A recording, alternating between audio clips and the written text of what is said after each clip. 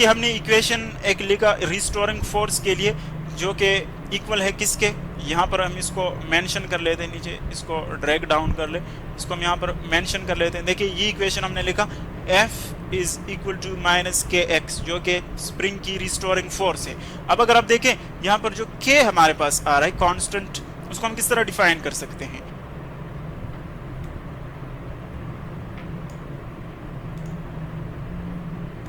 K is equal to, अगर आप both sides देखें x पे डिवाइड कर ले, यहाँ भी x पे डिवाइड कर ले, सो यहाँ से x और x कैंसिल हो जाएंगे, तो k की वैल्यू हमारे पास क्या बन जाएगी, f डिवाइडेड बाय x। देखिए चूंकि हम सिर्फ डिफिनीशन निकाल रहे हैं, तो यहाँ पर अगर हम नेगेटिव साइन निगलेक्ट भी कर ले डिफाइनिंग के लिए, तो इसका कोई हमारे पास मतलब इफेक्ट नहीं करता, इस इफेक्ट नहीं होता इस इक्वेशन पर। हम जस्ट डिफिनीशन इससे डिराइव करते हैं। तो देखें k का मतलब क्या हुआ कि ये रेशो है हमारे पास किसकी, फोर्स और एक्सटेंशन की। यानी एक्चुअली हम ये कह सकते हैं कि जो फोर्स अप्लाई होता है पर यूनिट एक्सटेंशन, यानी अगर आप स्प्रिंग में for example 1 meter extension produce करना चाहते हैं, तो उसके लिए आपको कितनी फोर्स रिक्वायर्ड होगी, उसको हम कहते हैं स्प्रिंग कांस्टेंट।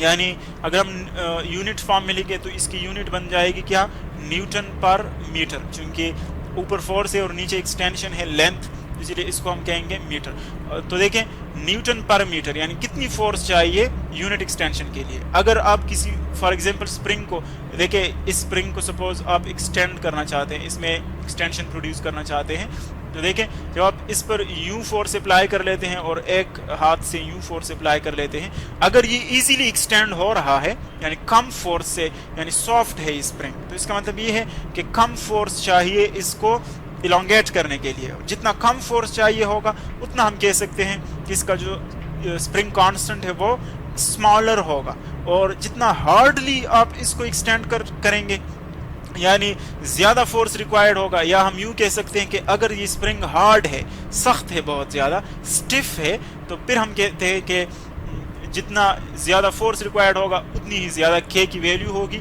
और हम कहते हैं कि इसका स्प्रिंग कांस्टेंट ज़्यादा होगा। यानी हम सिंपल वर्ड्स में कह सकते हैं कि जो सॉफ्ट स्प्रिंग्स होते हैं उनका स्प्रिंग कांस्टेंट स्मॉलर होता है, और जो हार्ड स्प्रिंग होते हैं, स्टिफ होते हैं, उनका स्प्रिंग कांस्टेंट हाइयर होता है। अब देखें ये तो इसकी डेफिनेशन आ गई हमारे पास। अब हम नेक्स्ट ये देखते हैं कि जो हमारे पास इसकी SHM की रिक्वायरमेंट्स है वो ये पूरी करता है कि नहीं। SHM की रिक्वायरमेंट्स हमारे पास ऊपर हमने डिस्कस की थी कि उसके लिए हम एक इक्वेशन बनाते हैं। अब अगर आप देखें इस सिस्टम को, अगर हम अगेन इस फिगर को डिस्कस कर लें SHM की रिक्वायरमेंट के लिए, तो वो ये है कि जब आप इसको यहाँ से डिस्प्लेस कर लेते हैं, इस मेस को यहाँ से डिस्प्लेस कर लेते हैं, तो देखिए जितना आप ज़्यादा डिस्प्लेस करेंगे उतना ज़्यादा उसमें चेंज आएगा। यानी जितना ज़्यादा चेंज आएगा, तो चेंज एक्चुअली हम किसको कहते हैं, इसकी वेलोसिटी में जितना ज़्यादा चेंज आएगा उतनी उसमें ज़्यादा एक्सेलरेशन प्रोड्यूस होगी। यानी इस चीज़ को देखिए हम इजीली यहाँ पर एक ग्रेविटेशनल फील्ड से एनालॉजी लेते हैं इसकी।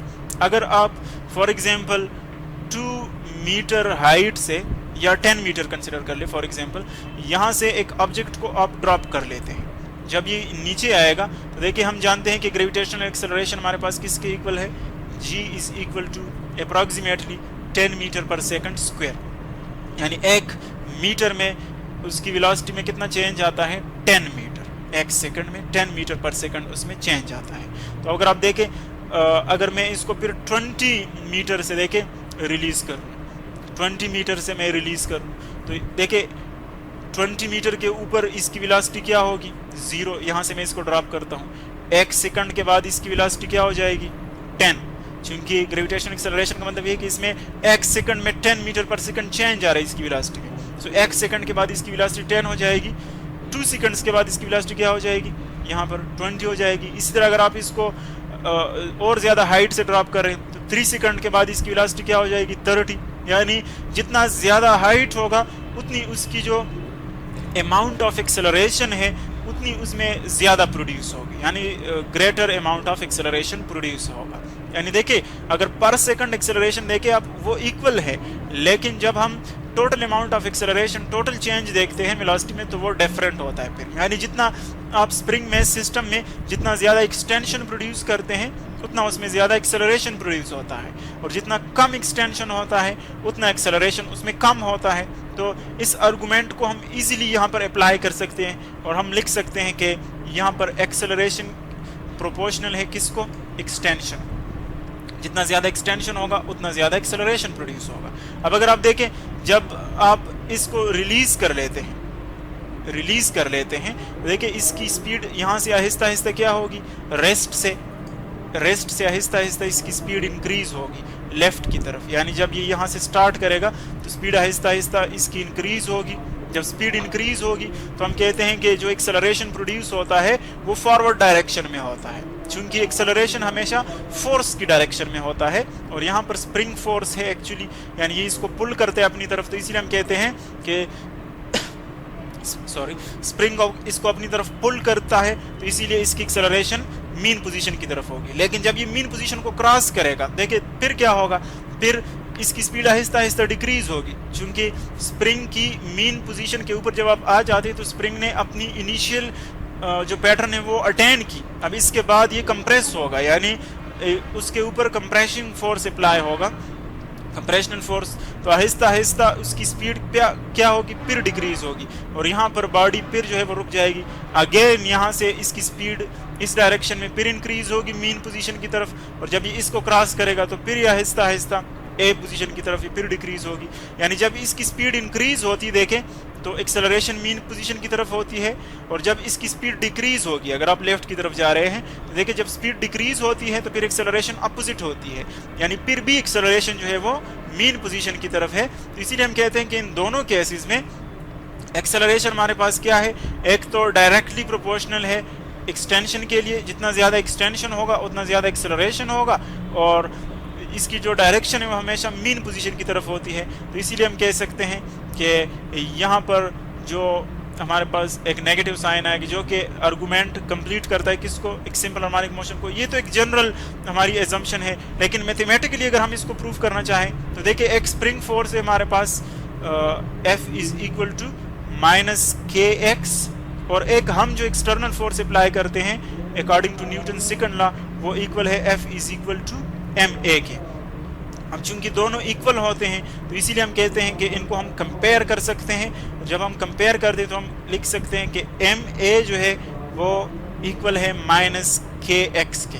अब हम चूंकि यहाँ से ये आर्गूमेंट निकालना चाहते हैं कि एक्सेलरेशन की वैल्यू हमारे पास क्या आती है, तो इसीलिए हम देखें m पे डिवाइड कर लेते हैं, बोथ साइड्स डिवाइड कर लें।